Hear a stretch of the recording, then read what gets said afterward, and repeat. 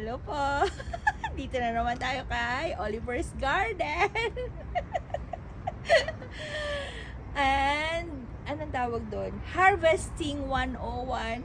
Hindi ako marunong pero we'll try. Tingnan nyo to. Wow. So, meron siyang 5 bunga. 1, 2, 3, 4. Ang dami actually, madami. Pero kukunin natin itong pinakamalaki. Saan? Dito? Yeah. Pwede dito? Ah, may talong. Ang talong. Okay. May isa pa dito eh. Isa pa dito. May talong na. Tingnan natin kung mas malaki pa ito or about the same size. Yeah. Patigas pala yun. One more. Ayan. Talong, ta-short. Yes. Kunin natin yung pipino. Okay. Alright. How many? 1 or 2?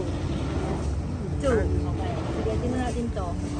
Look at this. Fresh from the tree. Na, na, na, na, na. Yun. May isa pa po. May isa pa pipino. Here you go. Dana! Kunin natin, nakakuha na ng talong, tal-short, pino at pipiyes.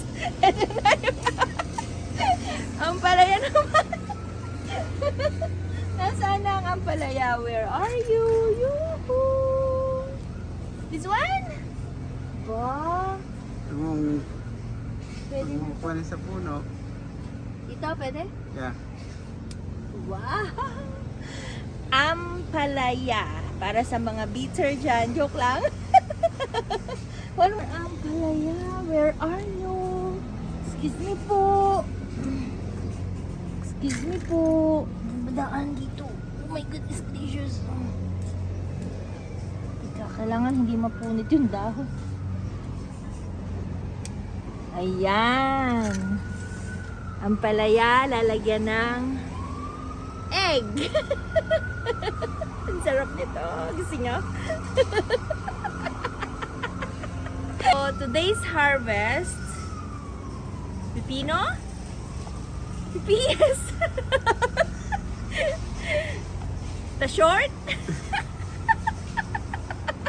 talong, ampalaya, ampalayo, magkapatid sila. Ang daming harvest today, look. Gusto niya?